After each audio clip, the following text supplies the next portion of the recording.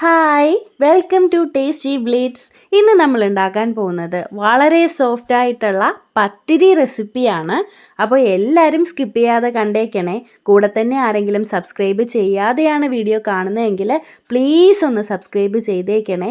അപ്പോൾ നമുക്കിത് എങ്ങനെയാണ് ഉണ്ടാക്കുന്നത് നോക്കിയാലോ. അതിനായിട്ട് ഇവിടെ അരിമാവ് എടുത്തിട്ടുണ്ട് കേട്ടോ. ഇത് പത്തിരിയുടെ മാവാണ്. അപ്പോൾ സെപ്പറേറ്റ് ആ കവറിൽ എഴുതിയിട്ടുണ്ടാവും. ഞാൻ ഷോപ്പിൽ നിന്ന് വാങ്ങിച്ചതാണ്. അപ്പോൾ ആ മാവ് എടുത്തിട്ടുണ്ട്. ഞാനിവിടെ 2 കപ്പാണ് കേട്ടോ. ഞാൻ ഈ ഒരു മെഷറിംഗ് കപ്പിലാണ് അളന്നിടുന്നത്. 2 കപ്പ് മാവാണ് എടുത്തിട്ടുള്ളത്. അപ്പോൾ നിങ്ങൾ ഏത് കപ്പാന്ന് വെച്ചാൽ നിങ്ങൾക്കുള്ള ആ ഒരു കപ്പ് തന്നെ യൂസ് ചെയ്താൽ മതിയാവും. കൂടെ തന്നെ വേണ്ടുന്നതാണ് നോർമൽ വാട്ടർ. അപ്പോൾ വെള്ളം എടുക്കുമ്പോൾ പ്രത്യേകം ശ്രദ്ധിക്കുക. ഞാനിവിടെ 2 കപ്പ് മാവിന് 3 കപ്പ് വെള്ളമാണ് എടുത്തിട്ടുള്ളത്. അതേ മെഷറിങ് മാവ് വളർന്ന അതേ മെഷറിങ് കപ്പിൽ തന്നെയാണ് ഞാൻ വെള്ളം എടുത്തിട്ടുള്ളത്. അപ്പോൾ 1 കപ്പ് മാവിന് 1.5 കപ്പ് വെള്ളം എന്ന അളവിലാണ് എടുത്തിട്ടുള്ളത് കേട്ടോ. അപ്പോൾ ഞാനിവിടെ 2 കപ്പ് മാവ് ആയതുകൊണ്ട് 3 കപ്പ് വെള്ളം ഒഴിച്ചു കൊടുത്തിട്ടുണ്ട്. അടുത്തതായി ആവശ്യത്തിന് ഉപ്പ് ആഡ് ചെയ്യാം. ഞാനിവിടെ 1/2 ടീസ്പൂൺ ഉപ്പാണ് കേട്ടോ ആഡ് ചെയ്യുന്നത്.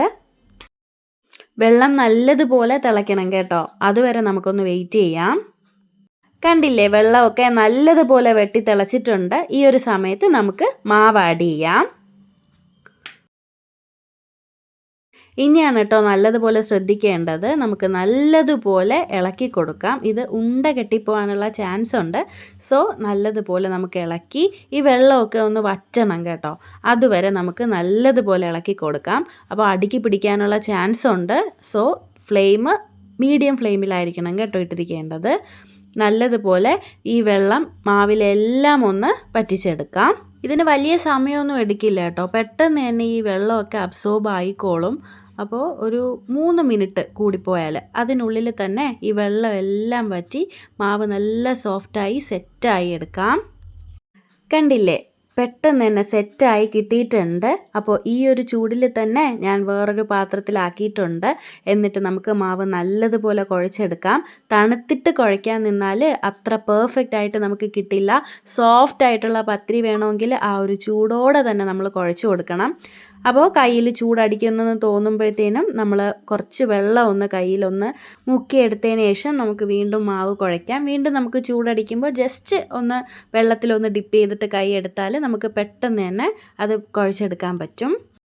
ഈ ഒരു രീതിയിലാട്ടോ വേണ്ടുന്നത്. നല്ല പെർഫെക്റ്റ് ആയിട്ട് മാവ് കുഴച്ചെടുത്തിട്ടുണ്ട്. ഈ മാവെല്ലാം ചെറിയ ബോൾസ് ആക്കി എടുത്തിട്ടുണ്ട് കേട്ടോ. ബോൾസിൽ ഇനി ഞാൻ എടുത്തിട്ടുള്ളതാണ് പ്രസ്സർ. അപ്പോൾ നിങ്ങൾക്ക് ചപ്പാത്തി പലകയാണെങ്കിൽ അതും വെച്ചിട്ട് നമുക്ക് പരത്തി എടുക്കാവുന്നതാണ്. പ്രസ്സറിൽ കുറച്ചും കൂടെ ഈസിയാണ് കേട്ടോ. ആദ്യം പ്രസ്സറിൽ 2 സൈഡും ഓയിലൊന്ന് പുരട്ടിയിട്ടുണ്ട്. എന്നിട്ട് ഈ ഒരു ബോൾസ് വെച്ചിട്ട് പ്രസ് ചെയ്തെടുക്കാം. കണ്ടില്ലേ, നല്ല സോഫ്റ്റ് ആയിട്ടുള്ള പത്തിരിയാണ് കിട്ടിയിട്ടുള്ളത്. കണ്ടോ, വളരെ സോഫ്റ്റാണ്. നമുക്ക് ബാക്കിയുള്ളവയും ഇങ്ങനെ പരത്തിയെടുക്കാം.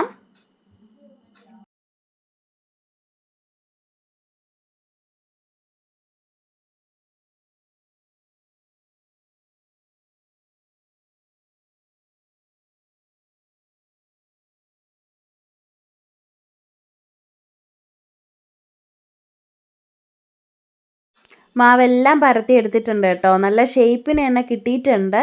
അപ്പോൾ നമ്മൾ ചൂടോടെ തന്നെ മാവ് കുഴയ്ക്കുന്നതിലാണ് യഥാർത്ഥ ഇമ്പോർട്ടൻറ്റ് പോയിൻ്റ് കേട്ടോ. അത് നിങ്ങൾ വിട്ടു പോകരുത്. ആ ചൂടോടെ തന്നെ നമ്മൾ ഉണ്ടാക്കിയെടുക്കുമ്പോഴാണ് നല്ല സോഫ്റ്റ് ആയിട്ടുള്ള പത്തിരി കിട്ടുന്നത്.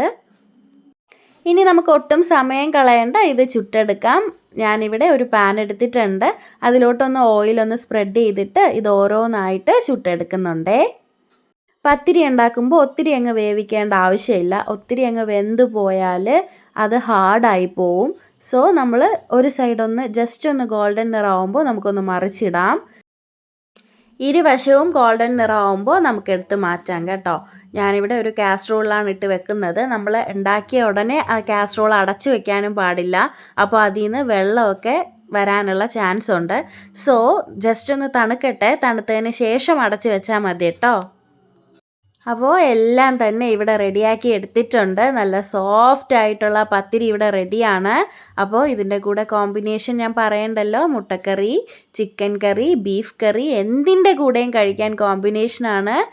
വായിൽ അലിഞ്ഞു പോവും. അത്രയ്ക്ക് സോഫ്റ്റ് ആയിട്ടാണ് നമുക്കിവിടെ പത്തിരി റെഡി ആയിട്ടുള്ളത്. എല്ലാവരും മസ്റ്റായിട്ട് ട്രൈ ചെയ്യണം. വീഡിയോ ഇഷ്ടപ്പെട്ടെങ്കിൽ എല്ലാവരും ലൈക്ക് ചെയ്യുക, ഷെയർ ചെയ്യുക, സബ്സ്ക്രൈബ് ചെയ്യുക. പുതിയൊരു വീഡിയോ ആയിട്ട് നമുക്ക് വീണ്ടും കാണാം. ബൈ.